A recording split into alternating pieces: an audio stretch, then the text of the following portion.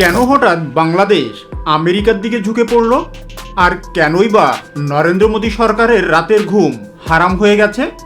তবে কি দক্ষিণ এশিয়ায় ভারতের একচ্ছত্র আধিপত্যের দিন শেষ হতে চলেছে? আজকের ভিডিওতে জানবেন এমন সব তথ্য যা মিডিয়ায় আপনি কখনোই শোনেননি। তাই শেষ পর্যন্ত ভিডিওটি দেখুন, কারণ শেষে লুকিয়ে আছে আসল রহস্য।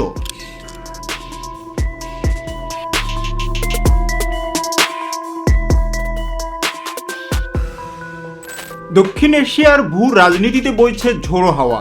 গত কয়েক দশক ধরে যে সমীকরণটি স্থির ছিল তা যেন চোখের পলকেই বদলে যাচ্ছে।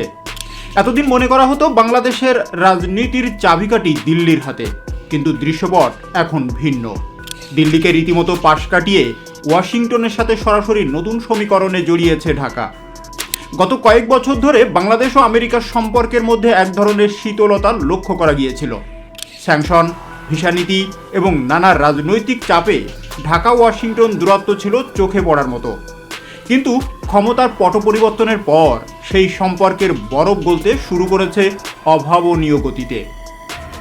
বাংলাদেশ এখন আর কেবল ভারতের লেন্স দিয়ে দুনিয়া দেখছে না, বরং সরাসরি হোয়াইট হাউসের সাথে দর কষাকষিতে নেমেছে। আমেরিকার পররাষ্ট্রমন্ত্রী থেকে শুরু করে নিরাপত্তা উপদেষ্টা সবার সাথেই এখন ঢাকার সরাসরি যোগাযোগ। এই নতুন মৈত্রীর বার্তা খুব পরিষ্কার। বাংলাদেশ নিজের ভূ রাজনৈতিক সিদ্ধান্ত এখন নিজেই নিতে চায়, যেখানে দিল্লির মধ্যস্থতার আর প্রয়োজন নেই।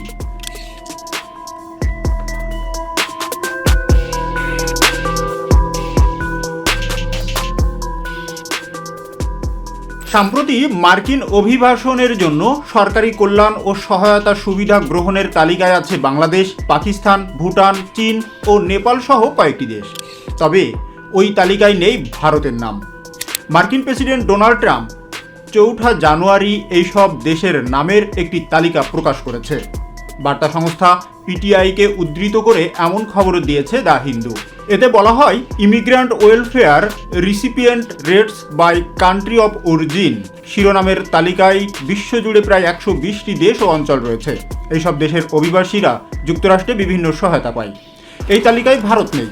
ট্রুথ সোশ্যালে পোস্ট করা চার্টে অভিবাসনের জন্মদেশ এবং কত শতাংশ অভিবাসী পরিবার সহায়তা পায় তা তুলে ধরা হয়েছে।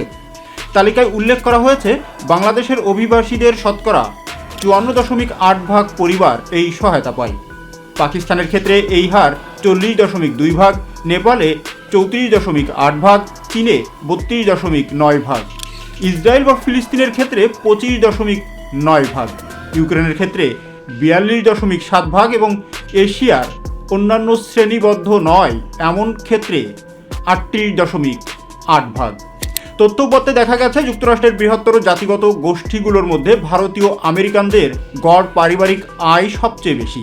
পিউ রিসার্চ সেন্টারের তথ্য অনুযায়ী ভারতীয় আমেরিকানরা যুক্তরাষ্ট্রের দ্বিতীয় বৃহত্তম এশীয় বংশোদ্ভূত জনগোষ্ঠী। এই সংখ্যা দেশটির মোট এশীয় জনগোষ্ঠীর প্রায় 21%। 2023 সালে ভারতীয়দের নেতৃত্বাধীন পরিবারগুলোর বার্ষিক গড় পারিবারিক আয় ছিল $1,51,200।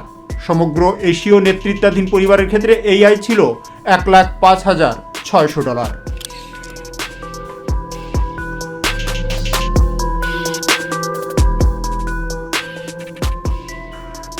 ভারতীয় অভিবাসী পরিবারের প্রধানদের নেতৃত্বাধীন পরিবারগুলোর গড় আয় ছিল আরও বেশি, $1,56,000, যেখানে যুক্তরাষ্ট্রে জন্ম নেওয়া ভারতীয় পরিবারের প্রধানদের ক্ষেত্রে আয় ছিল $1,20,200।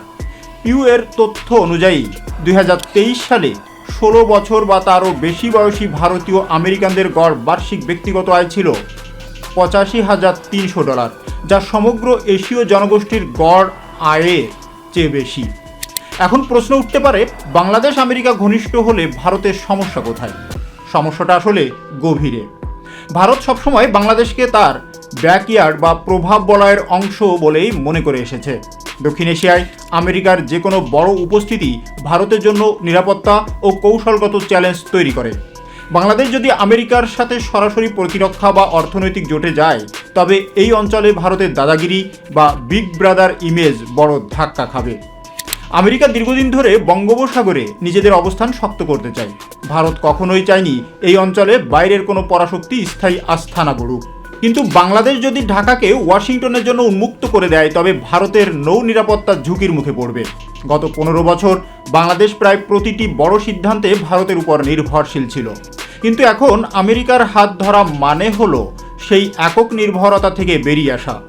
এটি মোদী সরকারের জন্য বড় একটি কূটনৈতিক পরাজয় হিসাবে দেখা হচ্ছে।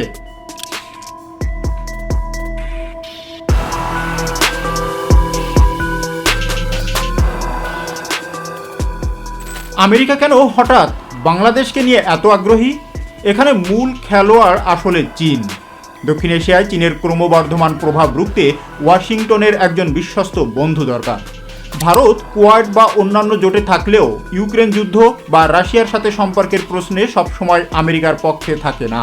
তাই আমেরিকা চাচ্ছে বাংলাদেশে এমন একটি শাসন ব্যবস্থা বা সম্পর্ক গড়ে তুলতে যা সরাসরি ওয়াশিংটনের ইন্দো প্যাসিফিক স্ট্র্যাটেজি এর সফল করতে সাহায্য করবে। বাংলাদেশকে পাশে পেলে আমেরিকা বঙ্গোপসাগরে নজরদারি এবং দক্ষিণ পূর্ব এশিয়ায় নিজের নিয়ন্ত্রণ বাড়াতে পারবে। আর এই লক্ষ্য অর্জনে তারা মোদী সরকারের আপত্তিকে খুব একটা পাত্তা দিচ্ছে না।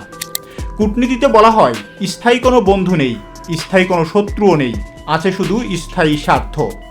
বাংলাদেশ এখন সেই নীতিতেই হাঁটছে।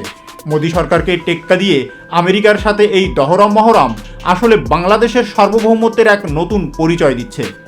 বাংলাদেশ এখন জানে যে দিল্লির মাধ্যমে ওয়াশিংটনে যাওয়ার চেয়ে সরাসরি ওয়াশিংটনে যাওয়া অনেক বেশি লাভজনক। এতে যেমন ঋণের সুবিধা পাওয়া যাচ্ছে, তেমনই জিএসপি সুবিধা ফেরত পাওয়ার সম্ভাবনাও তৈরি হচ্ছে। এছাড়া আন্তর্জাতিক পর্যায়ে বাংলাদেশের ভাবমূর্তিও উজ্জ্বল হচ্ছে। দিল্লির একতরফা প্রভাব থেকে বেরিয়ে বাংলাদেশ এখন বহুমুখী কূটনীতির কেন্দ্রে।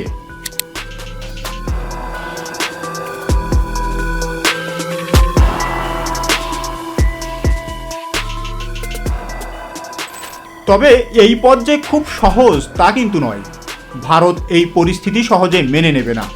ইতোমধ্যে ভারতীয় মিডিয়ায় বাংলাদেশের বিরুদ্ধে নানা প্রোপাগান্ডা এবং সীমান্ত অস্থিরতার গুঞ্জন শোনা যাচ্ছে। মোদী সরকার তার অর্থনৈতিক এবং বাণিজ্যিক হাতিয়ার ব্যবহার করে বাংলাদেশকে চাপে ফেলার চেষ্টা করতে পারে। অন্যদিকে আমেরিকার সাথে অতিরিক্ত ঘনিষ্ঠতা আবার চীনের সাথে সম্পর্কের অবনতিও ঘটতে পারে। তাই বাংলাদেশকে এক দড়ির উপর দিয়ে হাঁটতে হচ্ছে। তবে এখনো পর্যন্ত ঢাকা যেভাবে মোদীকে টেক্কা দিয়ে ওয়াশিংটনের সাথে মৈত্রীর বন্ধন শক্ত করছে তাকে আন্তর্জাতিক বিশ্লেষকরা কূটনৈতিক মাস্টার স্ট্রোক হিসাবেই দেখছেন। প্রিয় দর্শক, বাংলাদেশ ও আমেরিকার এই নতুন সমীকরণ কি সত্যি দক্ষিণ এশিয়ার মানচিত্র বদলে দেবে? আপনার কি মনে হয়, মোদী সরকার কি পারবে তার হারানো প্রভাব ফিরে পেতে, নাকি বাংলাদেশ আমেরিকা জোট এই অঞ্চলের নতুন শক্তি হিসাবে আবির্ভূত হবে? আপনাদের মতামত আমাদের কমেন্ট বক্সে জানান। আমাদের চ্যানেলটি সাবস্ক্রাইব করুন এবং এই ধরনের আরও গভীর বিশ্লেষণমূলক ভিডিও পাওয়ার জন্য চ্যানেলটি সাবস্ক্রাইব করে পাশে থাকা বেল আইকনটি প্রেস করতে ভুলবেন না। খুব শীঘ্রই দেখা হবে আপডেটেড কোনো বিষয় নিয়ে।